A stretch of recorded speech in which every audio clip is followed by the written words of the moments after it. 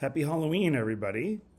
This is Dave, and for those of you who know me, know that I've done a lot of my research as a grad student and a postdoctoral fellow and professor working on blood and blood development.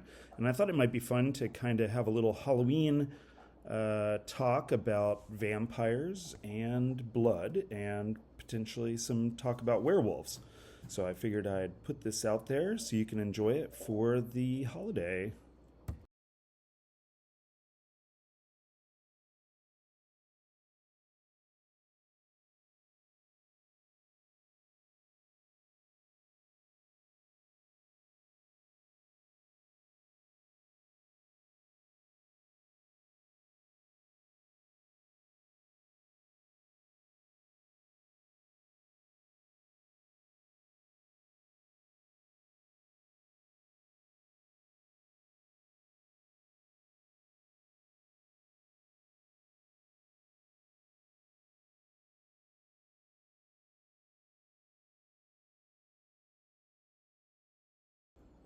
So let's look at vampires in popular culture.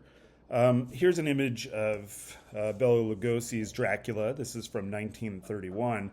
But there's a lot of newer versions of this, of course, in popular culture. Here's Gary Oldman in Bram Stoker's Dracula in 1992.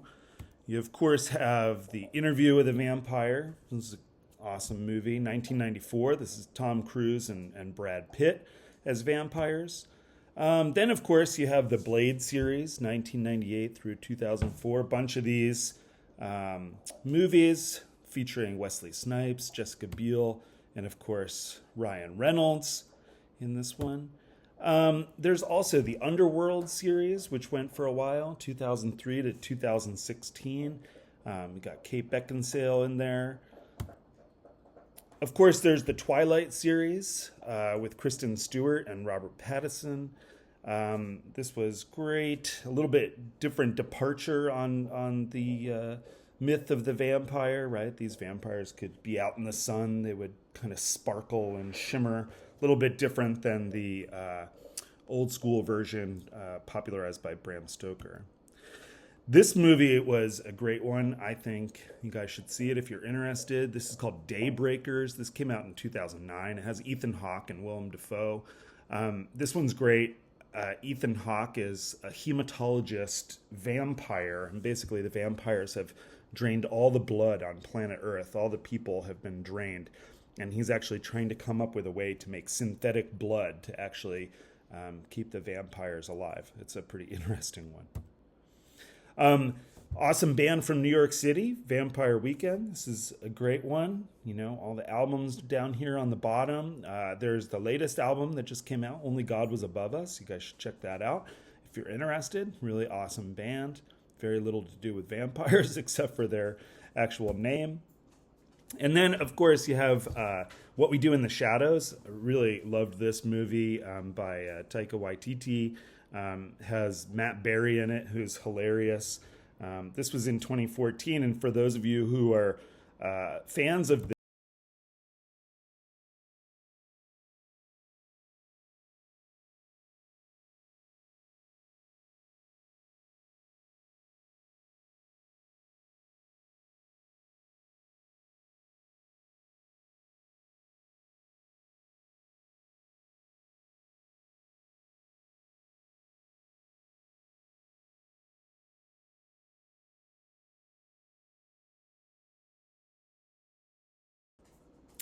so is there any research on vampires? I use the term research loosely, of course, but there is. And in 1597, King James actually wrote a dissertation on vampires and witchcraft.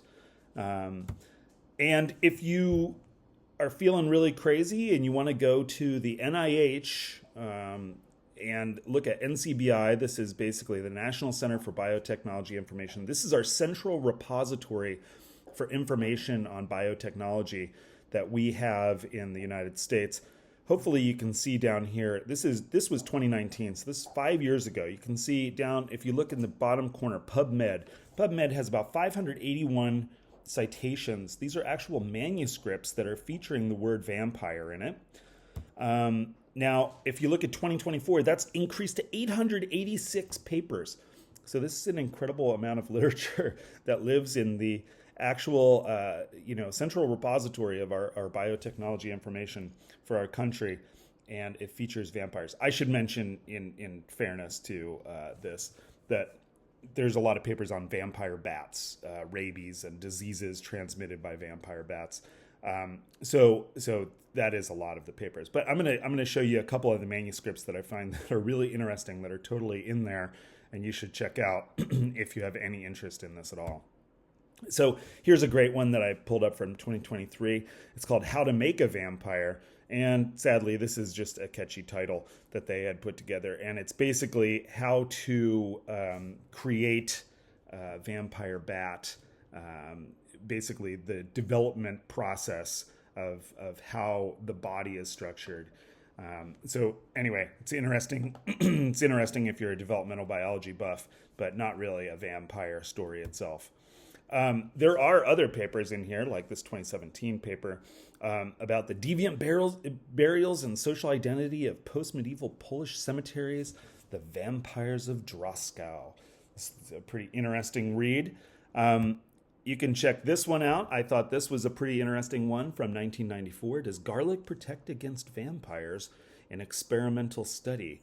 And this was pretty interesting. They basically took leeches, smeared garlic over people, and then saw if the leeches wanted to suck the blood of people who had been smeared with garlic.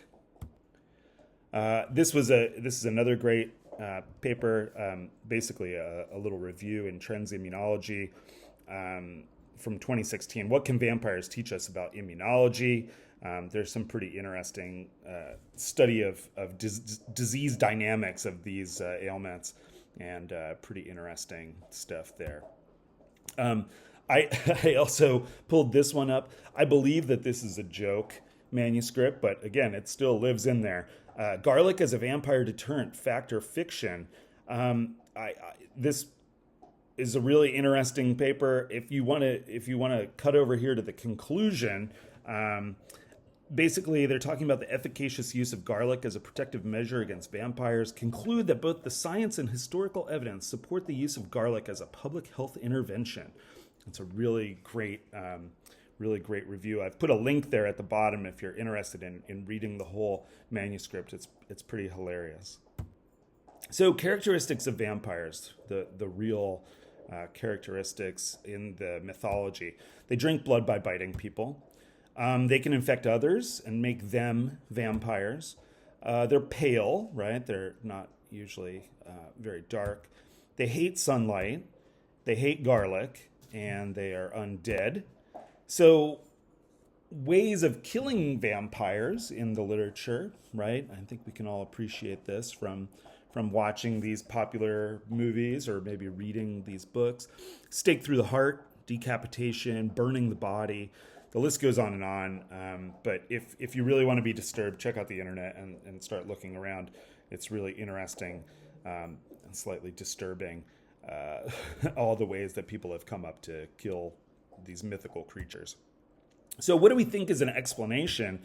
One major suggestion is that basically it was just a story that was based on the ignorance of medicine, right? So an example of this would be like people thought that bodies were undead when they exhumed them because there was no information about human decomposition, right? So how long does it take to break down a body? What temperature? Why does the hair still grow for a little bit? Why does the body look younger sometimes? All of these things basically could be due to ignorance. But the other suggestion is that it's basically caused by a medical condition, so a rare disease. And this disease is called porphyria, okay? And we used to see this all the time at Children's Hospital, where I used to work. It's not very common, but Children's Hospital in Philadelphia had a lot of patients that would come in with this because they were referred from all over the country. It's a pretty interesting disease. But it's actually a group of rare diseases. And what it is it causes a buildup of chemicals called porphyrins in the body. The most familiar porphyrin to probably most of us is heme, and this is the pigment in red blood cells. It's also the breakdown product of heme is the reason your feces are brown. So you can see over here, normal urine, you probably can appreciate what that looks like normally, but porphyria urine, after you expose it to UV, looks like this terrible red, bloody mess. It's because you're kicking off all that heme. It's very rare. Only about 1 in 25,000 people have the combined 9 different versions of this disease. So let's talk about the symptoms of porphyria. How could this be an explanation? One is hemolytic anemia. So basically, you are lacking blood because you are breaking down your red blood cells. So when the heme gets built up, exposed to UV light, it breaks down, it destroys the red blood cells, and no red blood cells equals anemia, right? And if you have anemia, you are going to have iron deficiencies. So did people long ago try to drink blood or eat raw meat to counter this symptom? Yeah, potentially, right? By the way, this doesn't work. You cannot fix anemia by drinking blood. You basically need a blood transfusion. You break it down in your gut. It's not going to work for basically replenishing your red blood cells. There's also neurologic symptoms that come along with porphyria. So maybe a thought is that people long ago afflicted with this disease, maybe they tried to bite people to try to get their blood. Were they driven crazy by the disease? It's potential. There's another side effect, which is photosensitivity. And when the porphyrins are exposed to light, they basically break down, and this causes painful skin blistering and sores. So, of course, that kind of explains the paleness, right? If you are photosensitive, you are not going to be out in the sun. And it also explains kind of the, if you can kill them by exposing them to sunlight, right? You can have this like burning that happens, but basically it would be blistering and sores. And also abdominal pain. So garlic contains a lot of chemicals that actually exacerbate abdominal discomfort, especially in these patients. So it may be a link between the garlic and these people not enjoying garlic. So some characteristics of vampires, right? So they drink blood by biting people. So was this a way of the patient trying to treat anemia? They can infect others and make them vampires. This is probably actually based on, at one point in time, maybe somebody bit another family member to get blood in some kind of a manic episode. And people interpreted that as activating their symptoms, but they likely already had the disease. So this is a genetic disorder. So it's likely that it was present in the family member already, not actually activated by a bite, but, you can draw that correlation. And as we all know, correlation is not causation, but some people like to think it is. So they're pale, they hate sunlight, of course, this extreme blistering of skin, as I mentioned before, and they hate garlic because it causes abdominal pain in these patients. The other idea is undead, right? Maybe this is due to a misunderstanding of decomposition of the human body. That's a little bit harder to explain. But don't worry. If vampires were real, we'd all be dead in about 30 months. This is an awesome study from 2007. And you can see in this table, basically, you start off on month 1, you have 1 vampire. This is the human population. This was the human population in 1600 AD. The assumptions here are that vampires are only feeding once a month, and that basically the vampire population is increasing geometrically at the same time the human population decreases. So in other words, once you're bit, you die and become a vampire. And so what you could see here is that, as this grows geometrically, it would be basically impossible for a population of human beings to survive for more than 30 months on planet Earth. If we're talking about 1600 AD, I have not done the calculations for our current population, but as you can imagine, it would take a while. Or would we? So if anyone is really bored this weekend, they should check out vampirewebsite.net, okay? There is a whole discussion of vampires on this website, and I think I'm safe in saying that it's completely ridiculous. But part of their explanation is that, well, basically they claim that vampires are real and that vampirism is caused by endogenous retroviruses. I just want to point that out as a molecular biologist and a genetics expert, that's unlikely. That's about 5% of every human's genome. So you need endogenous retroviruses. They've shaped human evolution, but they have not shaped vampire evolution. There are some really awesome things on this website that you need to check out.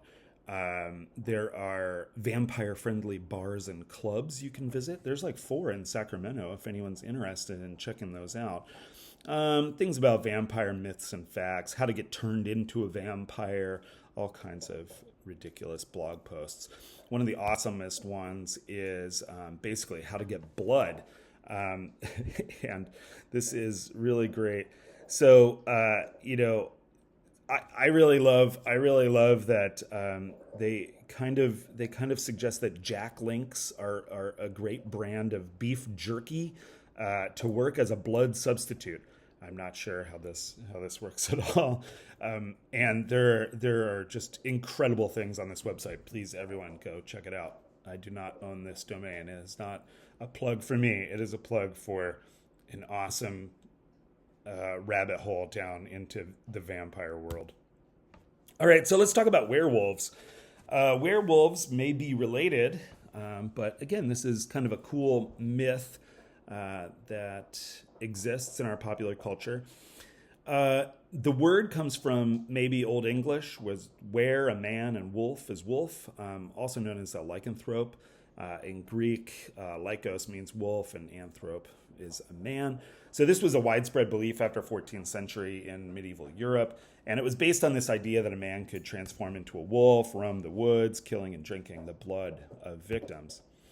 These are some images of what a werewolf are. If you look on the internet, on the right, you can see this is from Underworld. You remember I kind of talked about Underworld before. It's kind of a mishmash of vampires and werewolves fighting each other. It's a pretty interesting series of movies. There's, of course, werewolves in popular culture. Now when I talk about Teen Wolf, this is what people think of, this more modern version of Teen Wolf, but maybe people from my era remember this as Teen Wolf, which was Michael J. Fox's Teen Wolf, 1985. He's a teenager going through this awkward phase, and of course, just to add to being more awkward, he finds out he's a werewolf and turns into a werewolf when it's a full moon.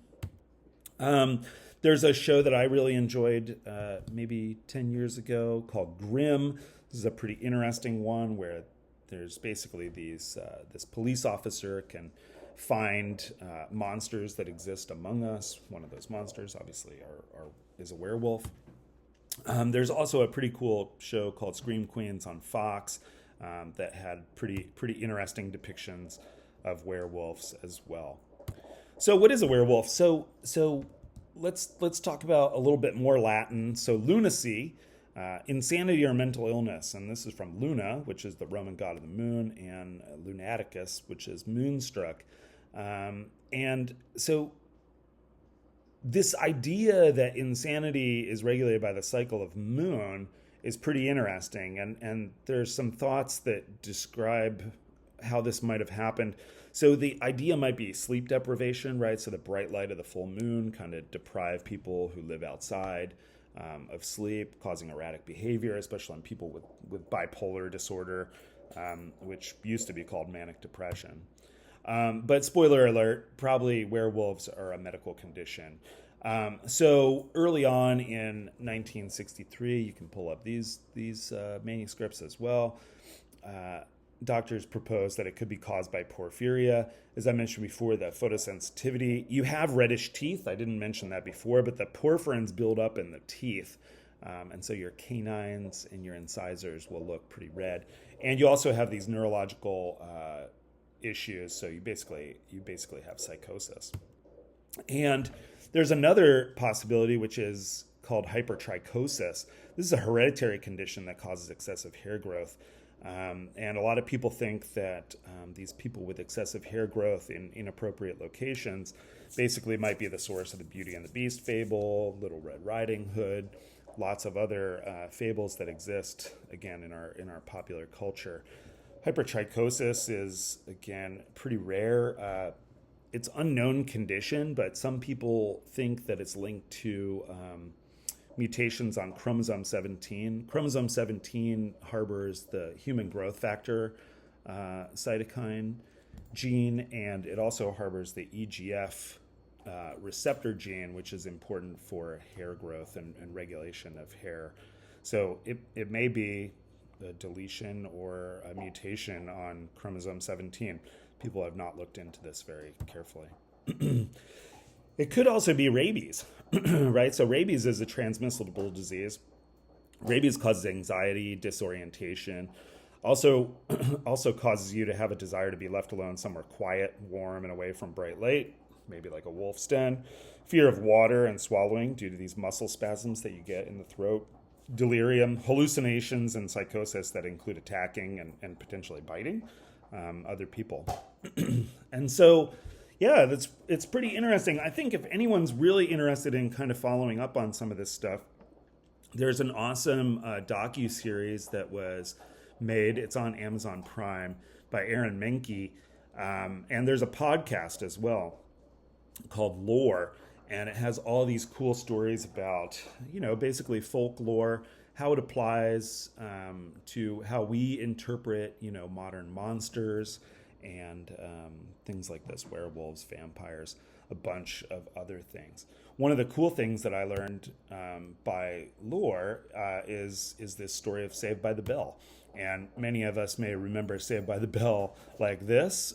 Some younger people will remember there's a Saved by the Bell new class, which was terrible. It wasn't a good replacement. Screech was the same, but basically everybody else was different. No fun. But Saved by the Bell actually is one of these phrases that comes from these devices that they would basically, if they buried a person, they would have this long shaft that would go up above ground, and there would be a bell or a flag attached to it. And if they buried the people and the people weren't actually dead, the people would wake up. They would have this thing tied to their hand, and they could ring it. So they would be literally saved by the bell. There was a worry that people, before we really understood modern science, maybe you pass out, maybe you black out, maybe you're in a deep state of rest that you can't be woken from. Maybe you end up getting buried underground, right? And so basically this was a device to save your life in case that happened. I don't know, go into an epileptic seizure, pass out for a day, something like that. You're wounded, you're have a very slow pulse, people don't understand, they bury you. You can ring this bell and someone will come and get you in the graveyard. That must be a terrifying situation, waking up in a coffin and having to ring this bell and hoping someone hears it and comes gets you. In any case, I leave you with a couple of these just silly memes about werewolves. I really enjoy the Munsters one on the left, basically saying Lily Munster's husband is Frankenstein's monster and her brother is a werewolf, but her son is also a werewolf. But that's none of my business. And then this kid, I think I saw a wolf. Where? No, the regular kind. In any case, enjoy your Halloween, and hopefully this clears up some interesting misconceptions and understandings about vampires and werewolves. And follow me for more cool science information and how science can help us understand and interpret our world. Thanks.